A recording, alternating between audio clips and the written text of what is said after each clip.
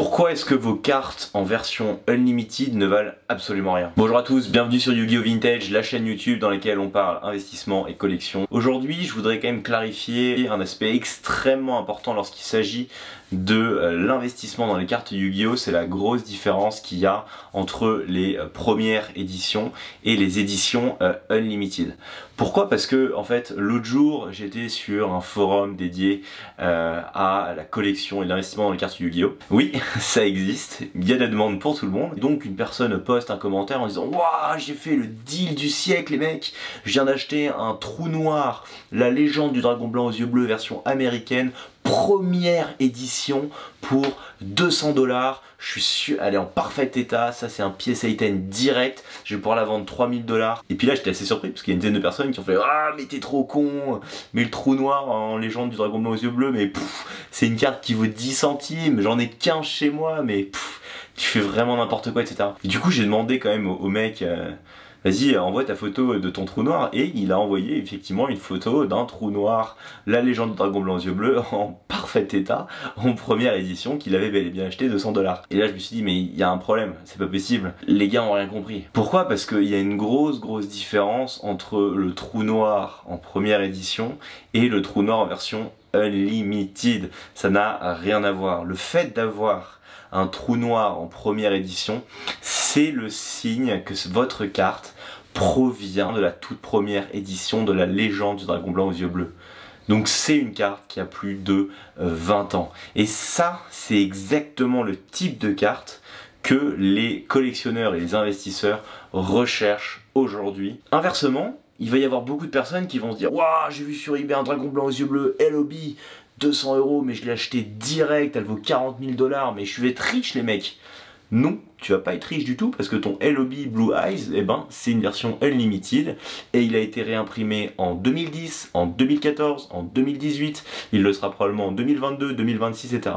Bref, il y a des dizaines et des dizaines, enfin même pas des dizaines, des milliers de personnes qui l'ont aujourd'hui, ton LOB Blue Eyes gros. En fait, aujourd'hui, c'est extrêmement difficile de faire la différence entre un dragon blanc aux yeux bleus qui a été édité en version Unlimited en 2003 versus un dragon blanc aux yeux bleus qui vient d'être édité sur une réédition de la légende dragon blanc aux yeux bleus en 2017, etc. Alors là vous allez me dire mais oui, non mais si, on peut le savoir parce que les cartes en 2002 elles étaient beaucoup plus jaunes, on pouvait voir un peu la vieillesse de la carte. Ok, si vous êtes un minimum assidu dans le milieu des cartes Yu-Gi-Oh, vous y arriverez. Mais là on parle du dragon blanc aux yeux bleus, on parle de trou noir, on parle de cartes que la majorité des enfants ont eu quand ils étaient petits. Ils ont probablement fait 20 ans ensuite sans toucher aux cartes Yu-Gi-Oh! Et donc quand ils vont se dire tiens, je viens d'avoir mon bonus de fin d'année, je vais mettre mes 20 000 balles dans le dragon blanc aux yeux bleus, putain les mecs ils feront pas la différence entre un dragon blanc aux yeux bleus Unlimited de 2003 et un dragon blanc aux yeux bleus Unlimited de 2017.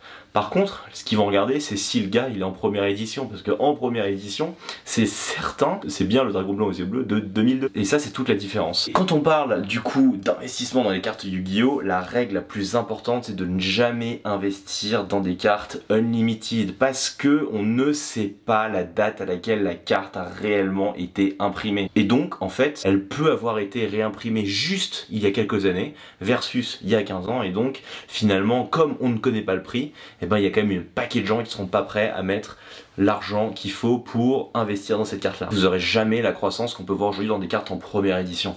Et ça c'est important, c'est vraiment la grosse différence qu'il faut que vous ayez en tête.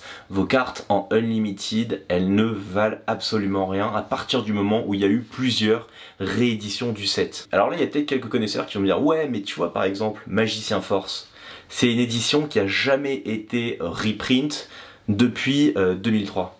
Ouais c'est vrai.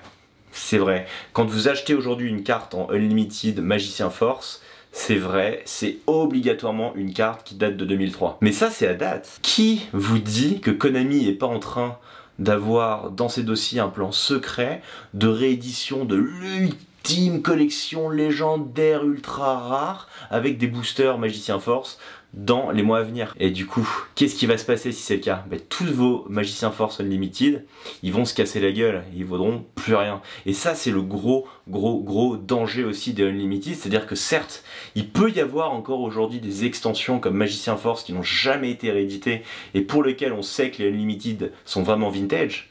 Mais encore une fois, c'est à date. Et en achetant ces cartes-là, vous prenez un risque énorme de voir l'extension rééditée par Konami. Parce que Konami, ils veulent faire de l'argent. Et honnêtement, s'ils rééditent Magicien Force demain, ça va être un carton plein pour eux. Donc, de manière générale, n'achetez jamais de cartes Unlimited dans un objectif d'investissement. Après, si vous voulez faire la collection juste pour vous marrer, mais il n'y a aucun problème.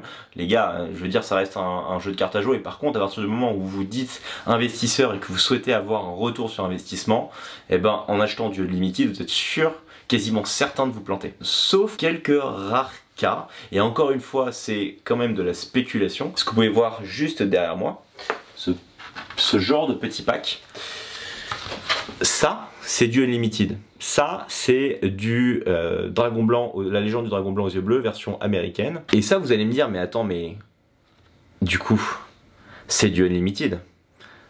C'est la même chose que les boosters qui ont été réédités en 2010, 2014, 2017. Bah pas vraiment. Parce qu'il y a un détail qui fait qu'on sait que ce putain de booster, il contient des cartes de 2002 et 2003. C'est ça.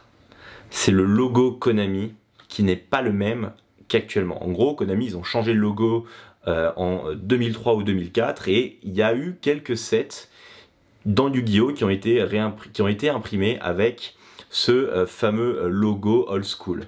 Et donc en fait, ce petit booster là, eh ben, on sait que c'est un booster qui date de 2002. Et donc c'est le type de booster que Jean-Kévin s'ouvrait quand il avait 7 ans.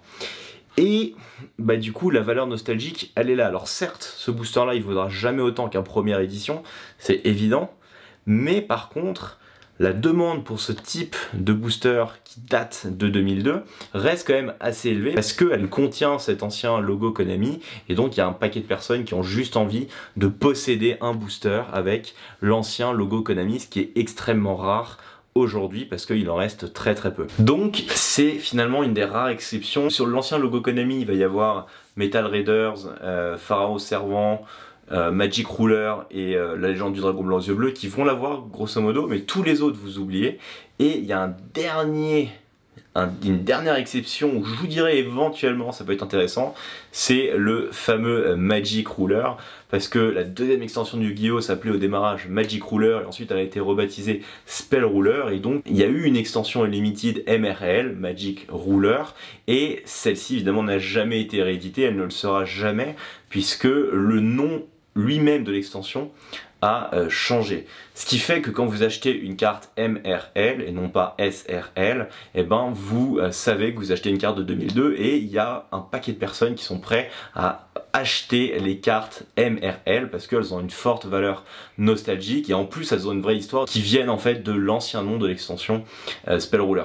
Voilà, mais globalement c'est les quelques exceptions que vous allez retrouver aujourd'hui sur le marché des cartes Yu-Gi-Oh! Tout le reste, honnêtement, vous mettez à la poubelle, vous oubliez, et si vous souhaitez investir dans Yu-Gi-Oh!